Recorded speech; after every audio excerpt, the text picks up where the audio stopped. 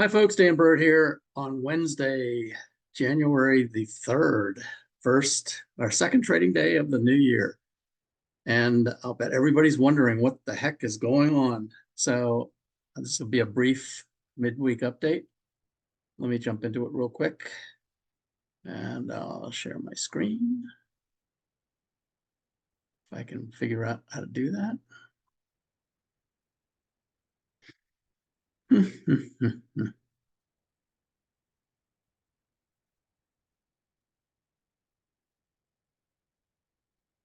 we go. Okay, here's my website. If anyone's interested, there's a free newsletter right here in the upper right. Just go to breakpointtrading.net. A lot of the charts I use will come from this website. I want to start tonight with the Santa rally because today's the last day of the Santa rally. So let's take a look at where we are. Did not turn out well. So the green one here is the Santa rally. Let me make this a little bit bigger. Hopefully you guys can see that. So you can see right here, down 1%. Basically, it's a little tiny bit more than 1%, but roughly down 1%. That's last 5 trading days of last year and the first 2 days of this year. And we ended up down. The next one to be looking at is the first 5 trading days of January. Let me fix this a little bit here. There we go. First 5 trading days of January, and that started yesterday. So we are down on the first day, second day, basically. So we'll see where that goes. I'll continue to track it. The next one after that is the full month of January. Just a reminder of what happened last year, 2023. All 3 of these were positive. And according to Stock Traders Almanac, whenever all 3 are positive, the year ends higher than it began. And that's what happened. So far this year, one of these is negative. So we'll have to see how this works out. We've got 3 more days left. Next Monday will be the 5th day. So I'll probably be talking to Mr. Zuber on Sunday, just before this one completes, but we'll see what it looks like at that point. Okay, so next thing I want to talk about are some ETFs, and also I'm going to address a question that came in on the YouTube channel about, if the S&P and the market starts to go down, even though the Russell, the IWM, has been outperforming, will it continue to outperform? And in general, when the market starts to sell off, everything sells off. So some might sell off less than others, and the IWM might be in that category. We'll take a look at the chart for that in a second.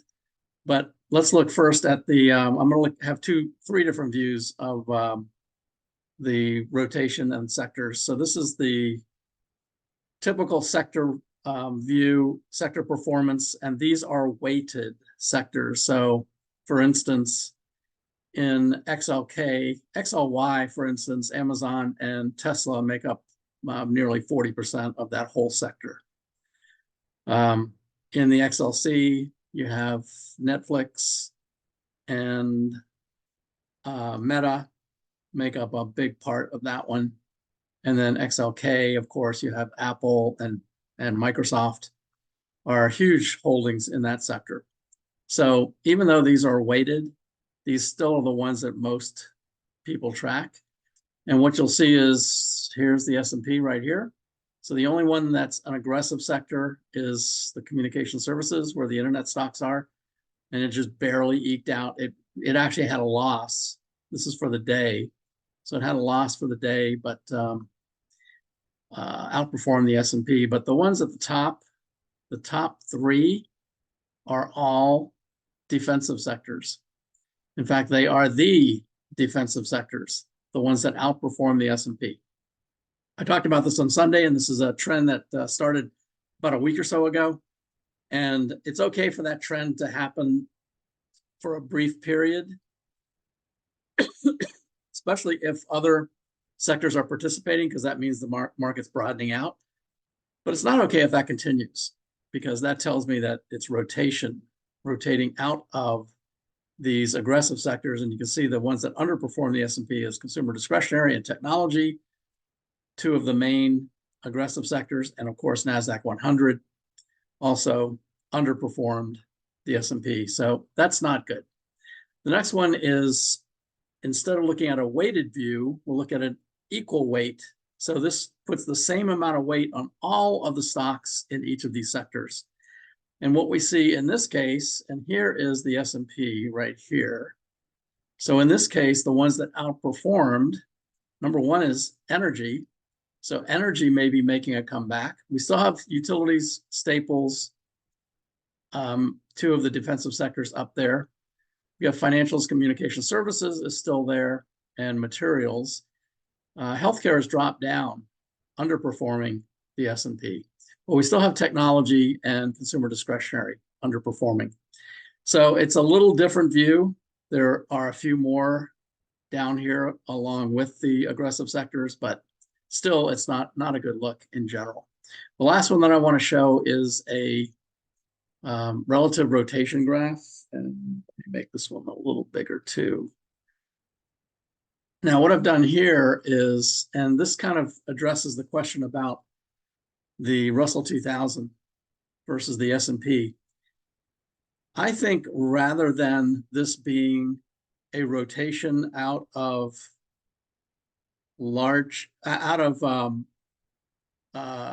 growth to value, which is a lot of times what you see, I think what this is really is a rotation out of large cap and into medium and small cap. And this one really shows it pretty well. So these blue lines here, this is the, you can see them down here. These are the sectors. So the blue ones, which have the longest tails right here, and they're rotating out of the lagging sector into improving and then moving into leading. And then if they have yellow, they're moving out of leading into weakening and then back into lagging. So what we have in the blue up here are small cap, small cap, small cap. It's a mix of value and growth.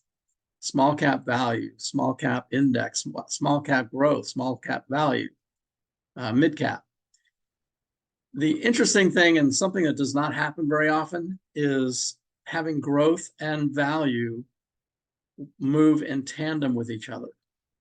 They usually are moving in opposite directions. Either growth is moving up and value is moving down, or the other way around. But in this case, they're both moving in tandem. And even the green ones that are moving up into the green area up here, you've got mid-cap growth moving up there. Yellow, the ones that are rotating down, you've got, in this case, large cap growth, large cap index, and the overall US growth index. And then the ones that are moving into the lagging sector is large cap again.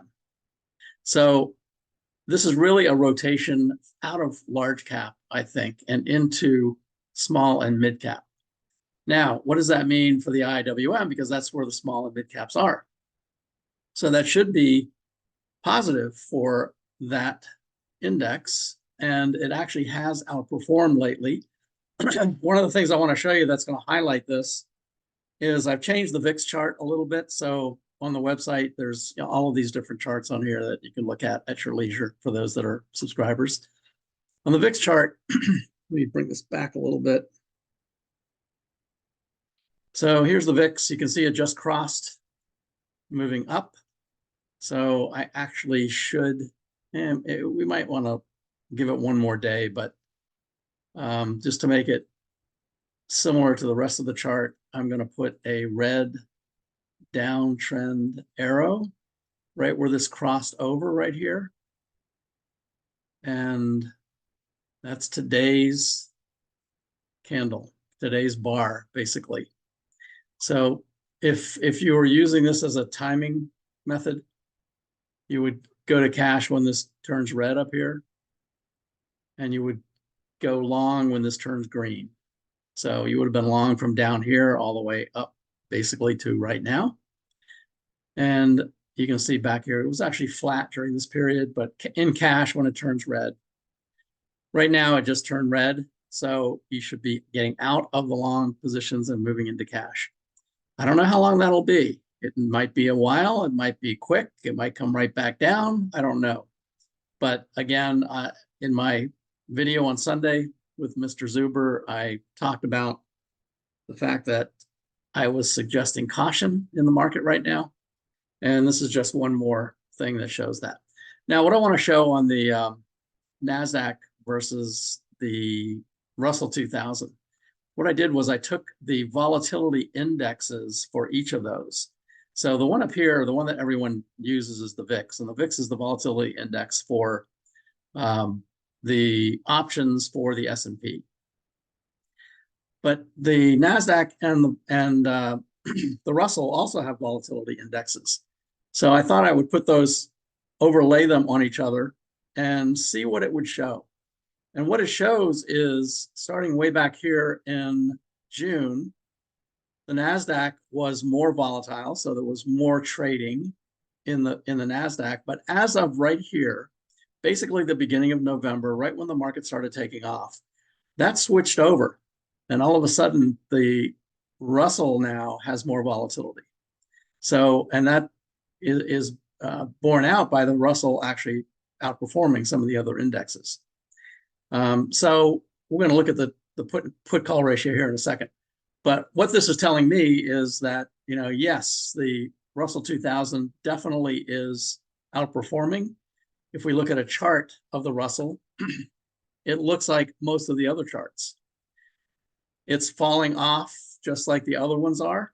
So it's actually, dropping below its 21-day moving average right here, which is not a good look. The momentum indicators are rolling over.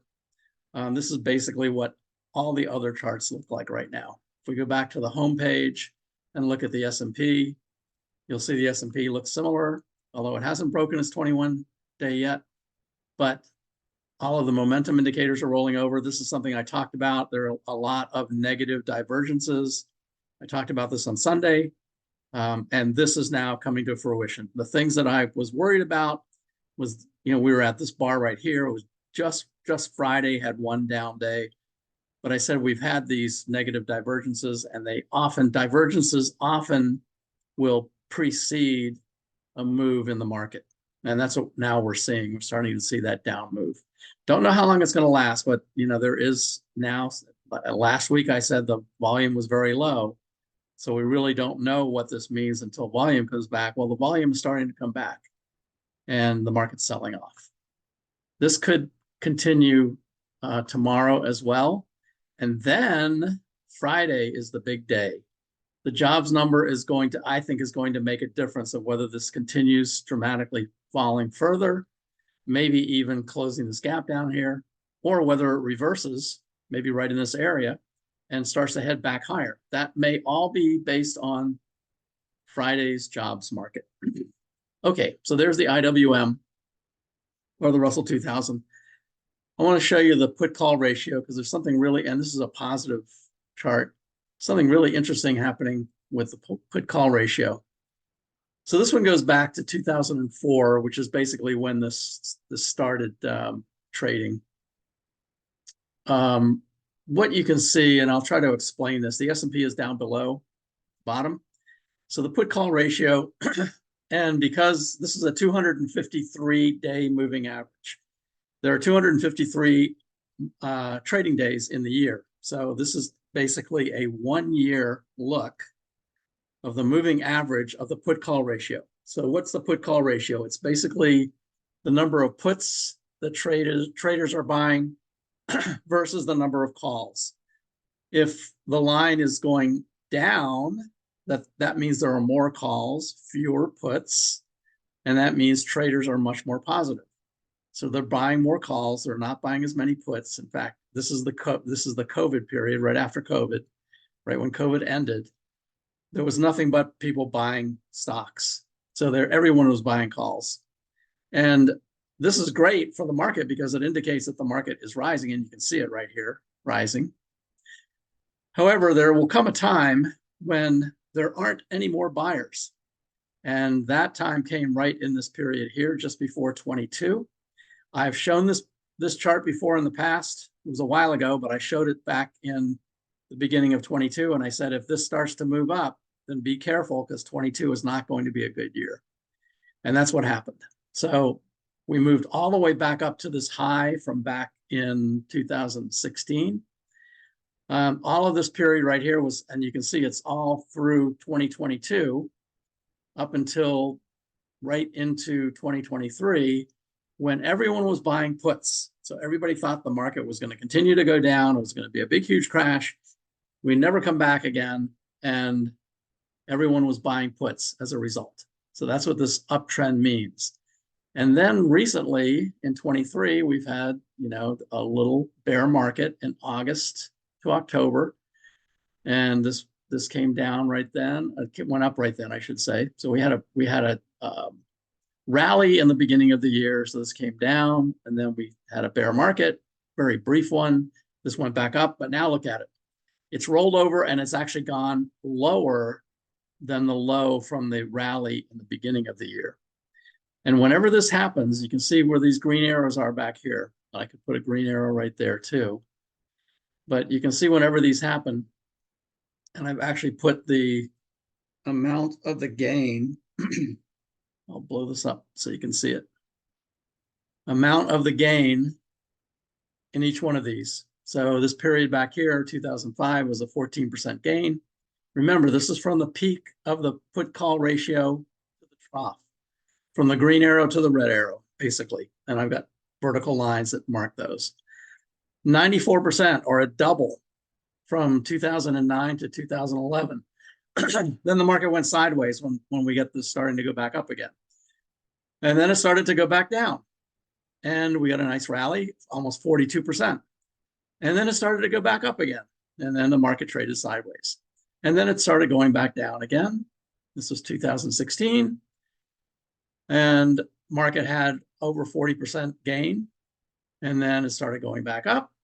And actually, the market did kind of well, but basically flat from this high right here. Then a very brief period here was a 30% gain, went back up, and this was COVID.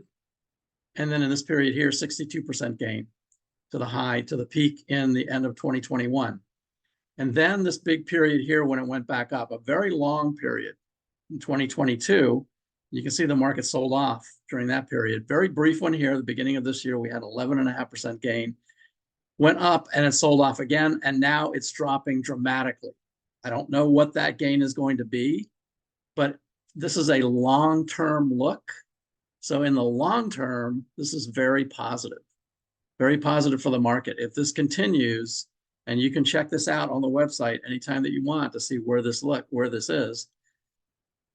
But if this continues dropping like that, we may see rallies like we've seen back here. 40%, 40%, 100% almost, 30%, 62%. We may see another rally like that. Take out the all-time high and continue up to 5,000. I don't know if that's going to happen, but this is a sentiment chart that indicates that that is possible. All right, what else do I want to show you? Oh, let's look at the weekly trend to get back into more of a negative view. First, we'll look at the McClellan oscillator, which I showed last week. And again, this is a negative divergence on this, and this is starting to drop back to the zero line. So this is when this will turn red, when this crosses zero right there. So it's confirming the downtrend that we're in. There's also some charts on here down at the bottom called weekly trend analysis. And what this does, I'll look at each one of these. What this does is it shows a short-term, medium-term, and long-term trend, and also the money flow. What does the money flow look like? So the blue one is 4 weeks, so this is a longer-term money flow, and the gray one is 1 week. So it shows you more recently what's the money flow looking like. And interestingly, you can actually see, even as we had that little rally at the end of December, money flow started to move out of the market. So that's not a good sign. Everything is still bullish, though, although short term, very close to rolling over. So there's the S&P. Here's the NASDAQ. Again, everything is still bullish, but the short term starting to roll over, and these will usually execute or trigger in sequence. So the short term will trigger first, but the short term can go back and forth. The medium term will trigger next, and it will stay there for a longer period. And then finally, the long term triggers at the end. You can see the money flow again starting to move down right there. If we look at the Dow Jones, looks very similar. Everything's bullish, but starting to get close to triggering the short term. And then finally, the Russell 2000, which is also still bullish, but just getting ready to cross over into the bearish territory down there. So again, all of this is confirming the pullback. I've been expecting a pullback. I've talked about this for probably 2 weeks now. I've been expecting a pullback. We actually need a pullback in order for us to move higher and take out the all-time highs. The last thing is on my, by the way, I now have, these are all the industry groups, and this shows a short-term, medium-term, and long-term, very quick view of what they all look like. I have this also for the Magnificent Seven. You can see SMCI just turned short-term bearish today. Apple turned short-term bearish, I think, yesterday. And anytime you see a big box around these things, that means it changed that day. So this just changed today. So things are starting to move that direction, but I have it for the whole market. And if we just take a quick look, we can kind of see the same sort of thing. The intermarket relationships, most of these were red yesterday, and today more of them turn red. So transportation versus utilities turn red. Mid-cap growth versus mid-cap value, and small cap growth versus small cap value also turned red. That means rotation out of growth and into value. Not a good sign. Usually means a pullback in the market. Interestingly, natural gas got a bullish signal today, so it may be starting to move up. And then uranium got a bearish signal. Uranium has been looking really good lately, but it's starting to roll over. By the way, all the charts are right over here. So if you want to look at uranium, you can see uranium has had a really nice run, and it just turned short-term bearish. That doesn't mean it can't turn back up again, because it could, but just an early warning sign that something's going on. So once again, you can see in the trend chart, this basically gives you a quick view using the colors. You can see how it turned. It was green back here. It got a little bearish in the short term in through the December timeframe, and then it turned real green, and now it's starting to turn red again. Yellows and reds are starting to appear. So this means, and you can see the actual charts of these over here. You can see short term is orange, starting to move down. So this, again, just gives you a quick visual of what the market's doing, and it looks like it's starting to roll over. If you want the actual spreadsheet, a bigger view of what this looks like, you can just download the whole matrix right there. I update this every day. So every day you can see, which one of these are moving. The other thing I do every day is show which of the industry groups have had a change. So in the short term, I only had down short-term bearish signals today. I had no short-term bullish signals. So delivery services and airlines just gave a short-term down. Specialized consumer services, tires, and paper. So every day this gets updated. There will be different ones on here every day. Some will be green, some will be red. You like to see more greens than reds naturally, but it gives you a sense for which industry groups are changing in the marketplace. All right, that's it for today. Again, we will continue to track the Santa rally. We're now looking at the first 5 days of January.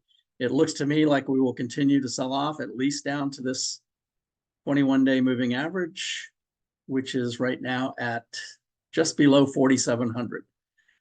And the market ended at 4,704. So I think it's a no-brainer. We'll probably hit 4,700 tomorrow.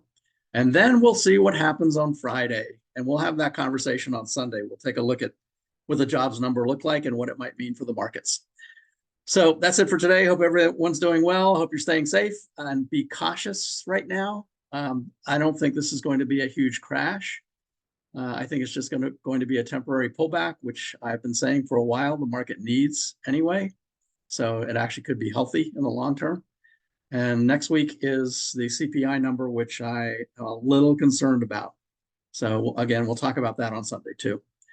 All right. Thanks, everyone. Have a great day. Happy New Year for those that I didn't wish a Happy New Year on Sunday to, and hope you have a great day.